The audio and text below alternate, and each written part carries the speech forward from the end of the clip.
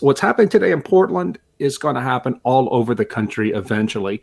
We're living right on the front lines of it. And we can tell you that just in 3 years, we went from being thought of as pleasant eccentrics in our as Christians in Portland, to being thought of as evil. And in just 3 years, it flipped like that. And it's going to happen everywhere eventually. Yeah, I mean, even some of the urban, one of these prominent urban Christians that I know here, who I think he's progressive in a lot of ways. He's certainly not a culture war type by any means. He's been talking about how he's spending a lot of time in this smaller Indiana community where he kind of mentions like, oh, it's like there's not quite as woke here. It's a little more. It's like the air is a little clearer, you know what I mean? Sometimes, and so I think it's maybe it's like the law of merited impossibility finally came to life for people. That'll never happen, and when it does, you bigots will deserve it. Well, Aaron, you said it so well. This is one of my first introductions to your work when you talked a few years ago in The Masculinist about the difference between positive culture, neutral culture, and negative culture. And so many Christians are still not able to understand that we are living in a time when to be a faithful Christian is to incur the wrath of the broader culture, and the sort of people. I think you mentioned Tim Keller. People like that are leaders of a neutral culture. Maybe you could expand a little bit on that, so we could talk about that, because I think that was one of the most important early insights that helped guide my thinking. The way you framed it. Yeah, well, as I said, it used to be in America, like Christianity, being seen as a Christian was sort of seen as a positive social good. And maybe going back to the 50s would be the high watermark of that. If you wanted to be considered a good, upstanding citizen in America, you were a church-going person. It didn't necessarily matter what church you went to, but it was like that was part of like being an upstanding citizen. If you're known as a good church-going man, you would actually get like extra social kudos maybe in society. And Christian morality had a certain normative force in our world as well. The laws of like sexual morality, like if you had an affair or something, that would be considered a big moral taint against you. Then, as I say, similar, I said 1994, and there's nothing magical about that date. We went into a situation, we'd been trending less away from Christianity for a while, but went through this threshold where Christianity was no longer seen as a social positive. But it was not seen as a negative either. It was sort of seen as what I call a neutral. It's like, great, you're a vegan, I'm a Christian, we're sort of all have our little things that we're into. It's a very pluralistic public square. And there certainly was still some, residual Christian moral force, I think, in society. But it was going away. I used the difference between what happened with Gary Hart when he got caught in an affair versus what happened with Bill Clinton when he got caught with Monica Lewinsky. Mm-hmm. Very different public outcomes demonstrating the difference between the positive and the neutral world era.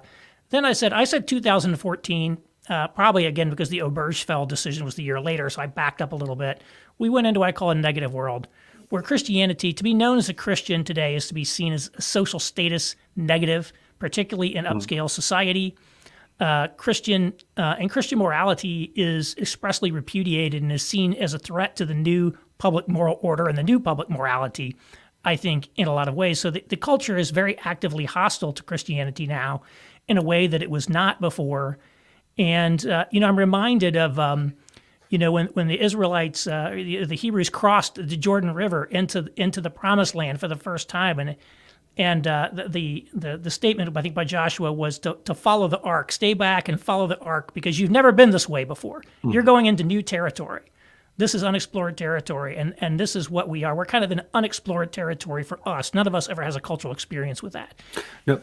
And you saying that brings to mind something I read in the Washington Post just today. They have a story about the Equality Act coming before the Senate, and they quoted a young man named Sam Ruff, a Wheaton College undergraduate who heads up the LGBT group on campus. And Sam Ruff said that, in the quote, that there is no reason for any Christian to ever be opposed to LGBT rights. And he said, interesting, he said this, no reason at all. He said it's a false dichotomy. And he said he would rather see Wheaton University reduced, pay a big price for the sake of achieving LGBT rights. This is extraordinary. Here's a guy who's willing to see his institution that he chose to attend have to suffer so he can get what he wants. And he sees no reason at all why this shouldn't happen. I wonder if he really, in all honesty, doesn't see any reason, or whether he's ever been shown any reason. We certainly haven't seen any discussion in our media, not over gay marriage when that was an issue, and certainly not over transgender rights. We haven't seen any deep discussion of it, of what the trade-offs would be. I can remember back covering this as a journalist, covering the gay marriage issue starting around 2001, 2002. It was incredible how little attention the media paid deliberately to the other side of the issue. It's full advocacy journalism. I can remember being at the Dallas Morning News in those days where I worked, and arguing with the journalists in the newsroom about how unfair our newspaper's coverage was of this issue. Dallas is perhaps, maybe next to Houston, is the most religiously engaged big city in America. And yet the newspaper was all in on advocacy journalism and would not be fair. And it ticked me off as a Christian in that newsroom. But I talked to a church-going colleague who said, would you think that if we were back in the civil rights era, that we had a journalistic obligation to give equal time to the Ku Klux Klan? He honestly thought that there was no difference between sexuality, sexual desire, and gender orientation and racism. It blows the mind. And of course, we haven't seen anything since then. When the trans issue came up, we haven't seen any kind of fair coverage to help Americans understand why this is a big deal. And so I think that we get a young man like Sam Ruff and a lot of other Christians I know who just don't understand it. They're like, why would you want to be mean? Because they think the ultimate point of Christianity is to be nice. Well, I think in the Benedict Option, you highlighted this idea of moralistic therapeutic deism, that kind of the belief, and I think be nice is almost a principle of that. Yeah. I can remember being at an evangelical college in early 2017, giving a series of talks about the Benedict Option. And I gave a lecture about the importance of spiritual discipline in discipleship, that we can't just hold these thoughts in our hearts, these emotions in our hearts, these thoughts in our heads. We have to instantiate them into practices to build resilience and obedience. At the end of the lecture, a young woman raised her hand for Q&A and said, I just don't understand why you are talking about disciplines. Why isn't it enough to love Jesus with all our heart as our parents taught us? And I said, well, of course we have to love Jesus with all our hearts. That's the base, that's the foundation of it. But that has to be made concrete in practices. And I kind of went on to try to explain it. I could tell I was getting nowhere with her. After it was over, a professor came up to me and said, hey, the way that young woman thinks is the way 99% of our undergraduates on this campus think, because they've been raised in a church youth group culture that emphasizes feeling, that emphasizes relationality. And they haven't thought much about doctrine, about disciplines, things like that. So they come here to our school and they're in another evangelical bubble. But then when they get out into the world and they are told by the world that, hey, what you say you believe as a Christian, that's mean, that's hateful, they collapse because they have no discipline, because they never had discipleship. Yeah. No, I think, and again, I guess it's the same in the Catholic world. I think you've written about that. Yeah, Mm-hmm. kind of the lack of Catholic, call it, discipleship or catechesis or whatever. But a lot of the evangelical, kind of the big evangelical megachurch worlds, they do, people I think do come out. I was kind of surprised myself because I was raised in a rural kind of fundamentalist church where, you were drilled in like the Bible and it was very hardcore. But a lot of these evangelical megachurches, people just, they come out of their youth group and go off to college. They really actually don't know much about Christianity. Right. I've talked to people who, they would be enthusiastic about Christianity coming out of that, and they're even asking me like, "What books can you give me on theology?" Because I don't think I understand anything. Yeah, that's definitely true for the Catholics.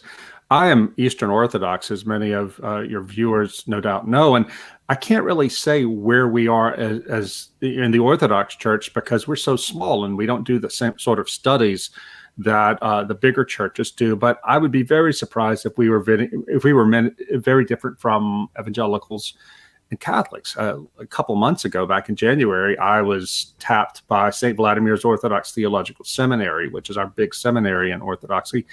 to come give their annual Schmemann lecture, named after Father Alexander Schmemann, a leader of American Orthodoxy.